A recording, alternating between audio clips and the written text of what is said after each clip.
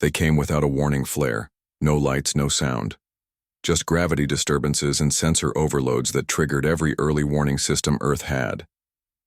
At precisely 02:17 GMT, telescopes, orbital satellites, and deep space monitoring stations around the globe detected the arrival of a massive alien fleet in the outer solar system.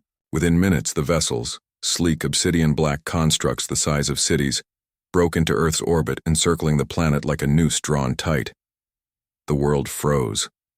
The fleet belonged to the Zarkalian Empire, a civilization feared across the known galaxy for its brutal efficiency and total dominion. They were rumored to leave no survivors, no functioning ecosystems, no memories, only sterile ruins. No direct contact had ever been made before, though intercepted distress signals from other civilizations told grim stories. Now Earth, long ignored and thought primitive by most spacefaring races, was somehow on their radar. The aliens made one transmission: surrender and be spared, resist and vanish. The message repeated in all known human languages, adjusted to frequency and cultural context. Then silence. Panic swept through Earth's nations like wildfire.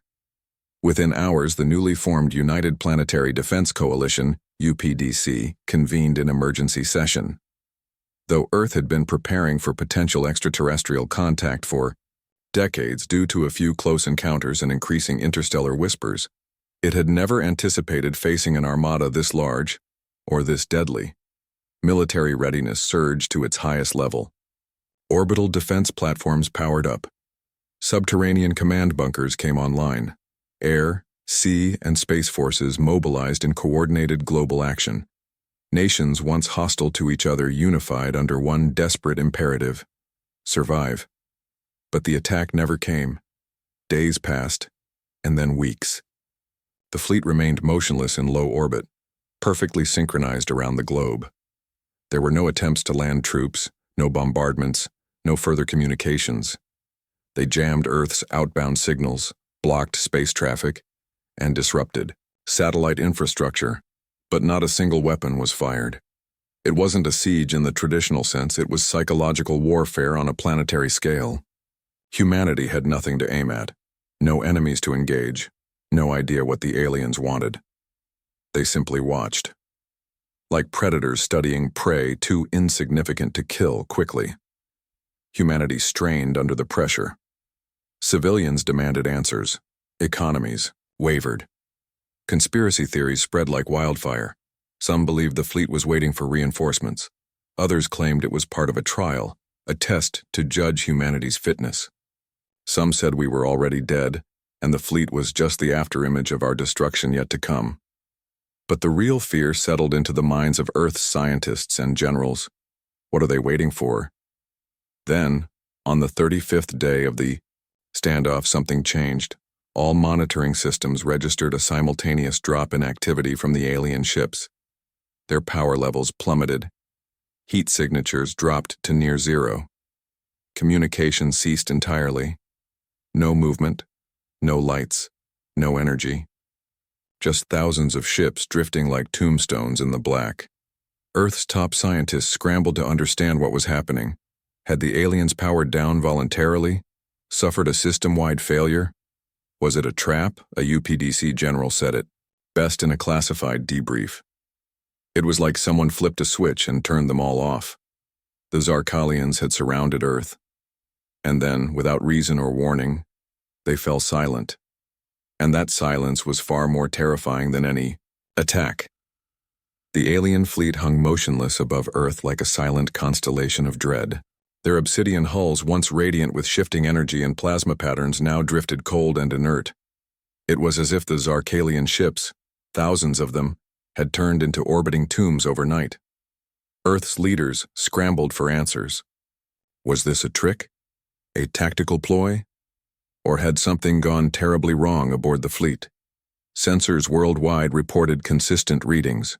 No movement, no communication, no power emissions. Thermal scans showed the ships cooling rapidly, consistent, with the shutdown of all onboard systems. But this wasn't mechanical failure.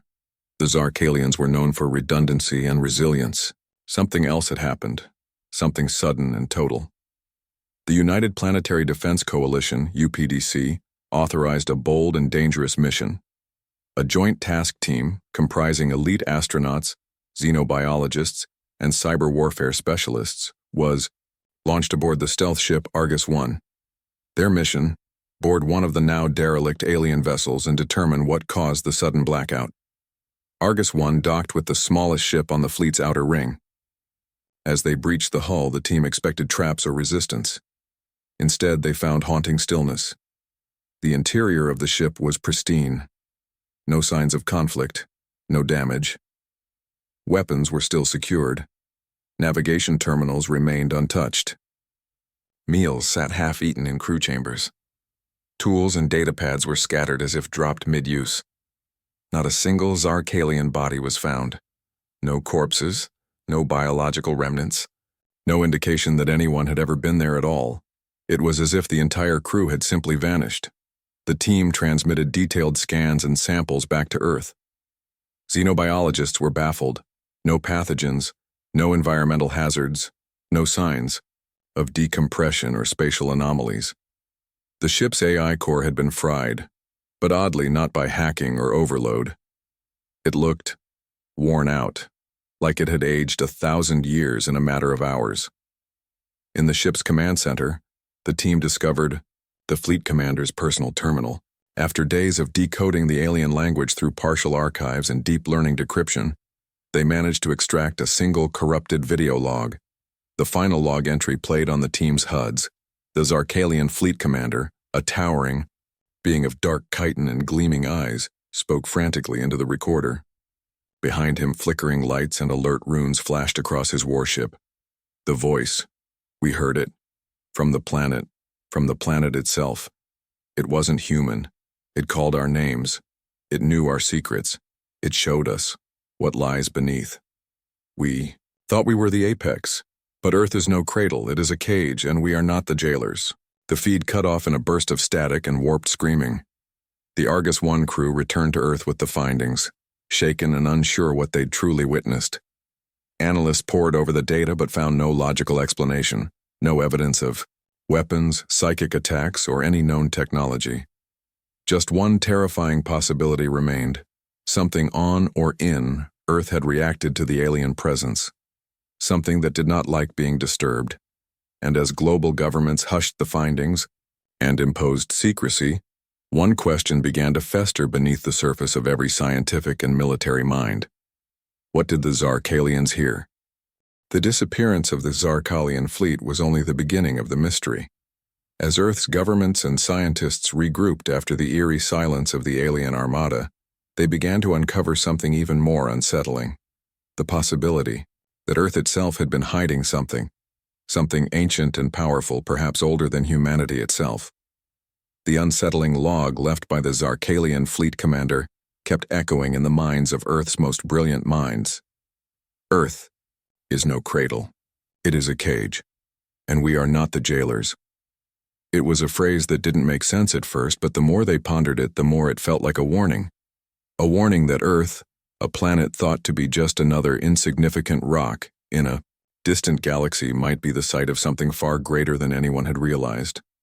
Unsettled and driven by the need for answers, global leaders began a new, secretive project, codenamed Project Deepstone.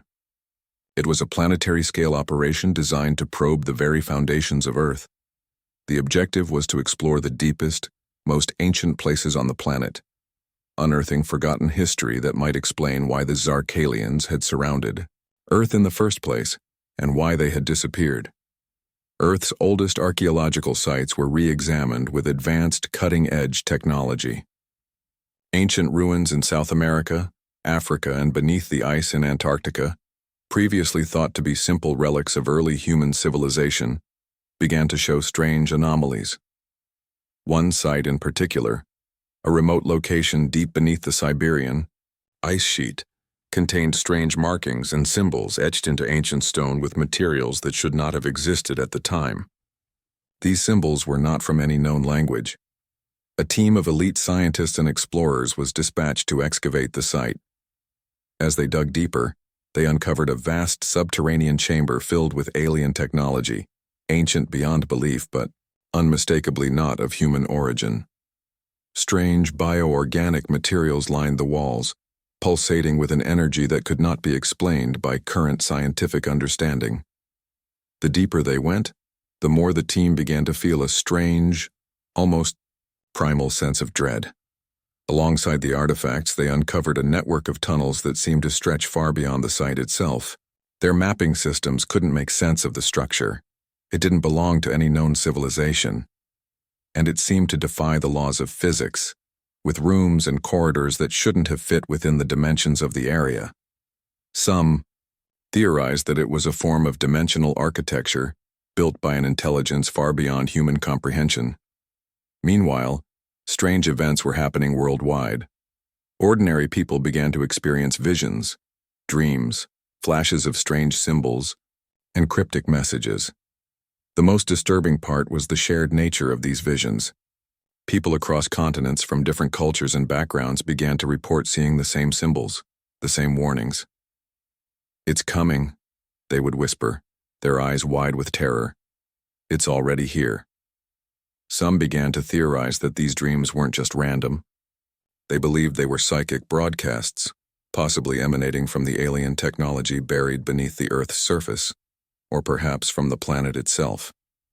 A message buried deep within the Earth, waiting to be discovered by anyone who dared to uncover the truth. The implications were staggering. Earth might not just be a cradle of life, but a prison or holding place for something much older and much more dangerous. The Zarkalians, notorious for their conquest of worlds, might have known this. They might have been drawn to Earth by something they couldn't comprehend. And when they arrived, they had awakened something they shouldn't have. As the global, scientific community scrambled to study the newfound data, one thing became clear. Earth was no ordinary planet. It had been hiding its secrets for eons, and now the world had opened a door that, once opened, could never be closed again. What would emerge from beneath the surface, and would humanity be ready for it? After weeks of eerie silence, with the Zarkalian fleet suspended in Earth's orbit, something even more extraordinary occurred. Without warning, the entire alien armada simply vanished. One moment, sensors were picking up the steady, looming presence of the fleet in the upper atmosphere. The next, all energy signatures, all transmissions, and all physical traces of the fleet had disappeared. At first, Earth's defense systems assumed it was a trick. The Zarkalians were master tacticians. Perhaps they had employed some form of stealth technology or launched a false retreat preparing for a second wave. But deep space scans confirmed the unthinkable. The fleet was gone. There was no explosion, no debris, no indication that the ships had left via hyperspace or any known mode of travel. It was as though the entire armada had been erased from existence, leaving no trace behind. Global governments scrambled to understand what had happened. Were they simply biding their time, waiting for Earth to let its guard down? Had they discovered some flaw in Earth's defenses and decided to replan their invasion? Or had something else occurred, something far beyond the grasp of human comprehension? The most disturbing part was the complete lack of any communication from the Zarkalian fleet. No parting message, no last transmission. They had simply vanished. In the immediate aftermath, international panic gave way to confusion and fear. There were no victory celebrations, no sense of relief. The fleet's sudden disappearance left humanity in a state of raw vulnerability. People started asking questions that no one could answer. Where had they gone? Why had they left? Had the planet's hidden secrets somehow driven them away, as the enigmatic Zarkalian log had suggested? Project Deepstone's excavation of the ancient sites beneath Earth had already raised more questions than answers. And now, with the sudden disappearance of the invaders, a chilling possibility began to spread among those in the highest echelons of government and scientific circles. Earth was not merely a target. It had been a prison. The Zarkalians had unknowingly triggered a containment breach, disturbing something ancient and powerful buried deep within the planet. In their haste to conquer, they had awakened something that even they feared. As Earth began to recover from the immediate shock, subtle signs of an unknown presence began to emerge. People spoke of a distant hum, faint but growing louder, coming from deep beneath the ground. Some reported strange disturbances in the atmosphere, as if the very air itself had become thick with unspoken energy. Others felt an almost magnetic pull toward the ancient ruins, where they swore they could hear whispers on the wind, echoes of something far older than humanity. Meanwhile, a team of experts working with the data collected from the Zarkalian ships found something even more perplexing. A faint, one-time signal, a pulse that had emanated from Earth's core at the exact moment the fleet vanished. This pulse wasn't a natural event. It had been deliberately sent, a transmission too, powerful to have been anything other than intentional. The signal carried no clear message, only a strange, indecipherable pattern, as though it were a warning. And then, just as mysteriously as the fleet had arrived, a decision was made by global leaders to erase all traces of what had occurred. Project Deepstone was shut down. Information was buried. The truth was hidden from the public. Earth's governments created a story, one of uncertainty, of possible alien retreat, of victory over the unknown. But the truth was far more ominous. Behind closed doors, the message was clear. Do not approach. Do not interfere. We are not alone, and never were. In the final moments of secrecy, a declassified report surfaced in the hands of the highest level military officials, a decrypted final log from the Zarkalian flagship. The last sentence of the log read, "We thought Earth was unclaimed. We were wrong. It already belongs to something else." And with that, the truth remained locked away, buried deep in the core of the planet. What the Zarkalians had discovered was far too dangerous for the universe to understand, perhaps far too dangerous for humanity itself.